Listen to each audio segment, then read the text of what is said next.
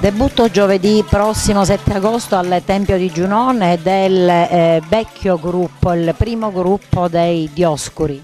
Sì, la vecchia formazione degli anni, a fine degli anni 70, si riuniscono per situazioni che poi magari spiegherà Giovanni, che è l'artefice della riunione, e noi aspettiamo tutti coloro che hanno il desiderio di vederci e sentirci alla bellissima Valle dei Templi sotto il Tempio di Giunone, giorno 7, esatto.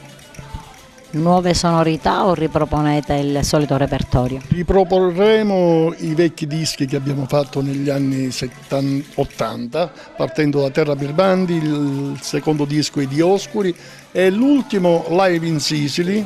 C'è anche Mediterraneo. L'avevo dimenticato, sì. non scordavo.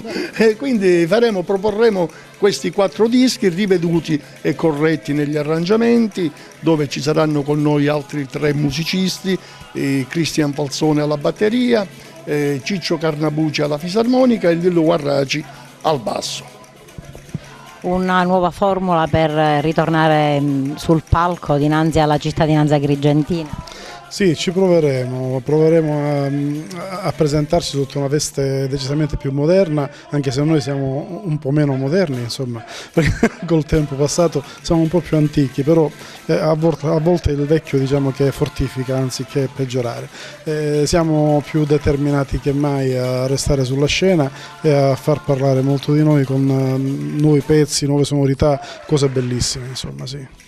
Il gruppo nasce nel 73, si ricompone a distanza di tantissimi anni. Come nasce l'idea? Ma in una maniera molto semplice, cioè, per puro caso io dico forse è dono di Dio, perché in effetti in questi anni che io mi ero allontanato siamo rimasti sempre amici e sempre fraterni amici, e si vede anche da come scherziamo sempre.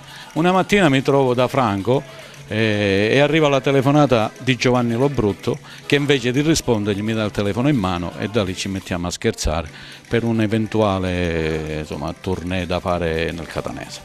Da lì nasce la mia idea e devo dire, ho visto che a Franco gli brillavano gli occhi, cioè gli piaceva l'idea, e io mi sono permesso di dire: se siamo nei 4 mi imbarco pure io, cioè questa è proprio l'espressione siciliana che ho detto.